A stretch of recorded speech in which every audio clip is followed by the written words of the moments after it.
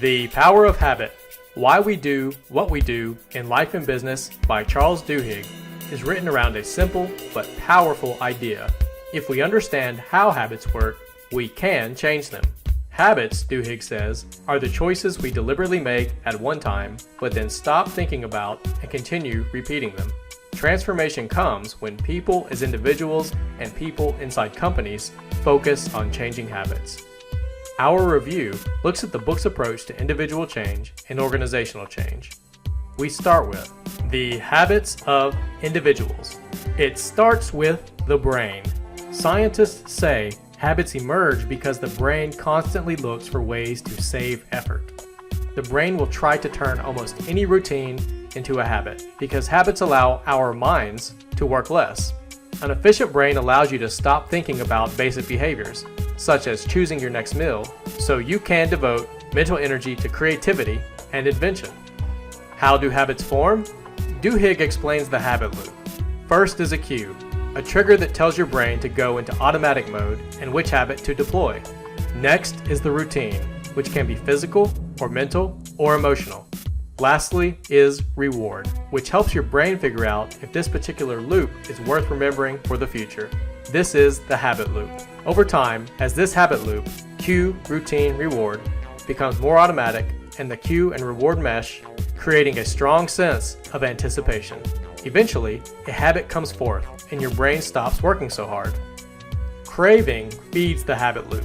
Habits create neurological cravings. As we associate cues with certain rewards, a subconscious craving emerges that starts the loop. Craving follows a two-step process. 1. The brain identifies a simple and obvious cue, and 2. The brain anticipates defined rewards. The habit emerges when you see the cue and craving begins. It is near instantaneous. Once the craving exists, you will act automatically.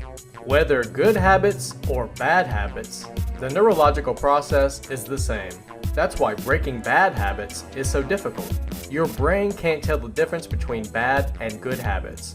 Bad habits lurk in the shadows, waiting for the cues and rewards. You can't extinguish a bad habit, but you can change it. Learning to create new routines can overpower the behaviors we don't desire and reroute the habit loop. New habits are created by putting together a cue, a routine, and a reward, and then cultivating a craving that drives the loop. The golden rule of habit change is this: keep an old cue, deliver the old reward, but insert a new routine. The rule insists that you keep the same cue and reward, but change the routine, the middle step. Once you're aware of how your habits work, once you recognize the cues and rewards, you're halfway to making a change. The brain just requires you to be deliberate and interrupt the default autopilot response. Yes, some habits are easier to change than others and do not require a lot, but others demand belief before you'll be able to change them. Replacement habits only become durable new behaviors when they are accompanied by something else, something powerful such as groups and shared experiences. Duhigg says, a community creates belief. Effective change happens when people come together to help one another change. One example being AA and its success in helping many people over time change the drinking habit. For a habit to stay changed, people must believe change is possible, and that helps with the help of a group. The habits of successful organizations. Some habits matter more than others in remaking businesses and lives. The most important positive habits when they start to shift, dislodge, and remake other patterns. These are called keystone habits. An example, people who exercise start eating better, become more productive, and feel less stress. Building keystone habits comes with small wins, which Duhigg says fuel change by leveraging tiny advantages into patterns that signal bigger achievements are within our reach.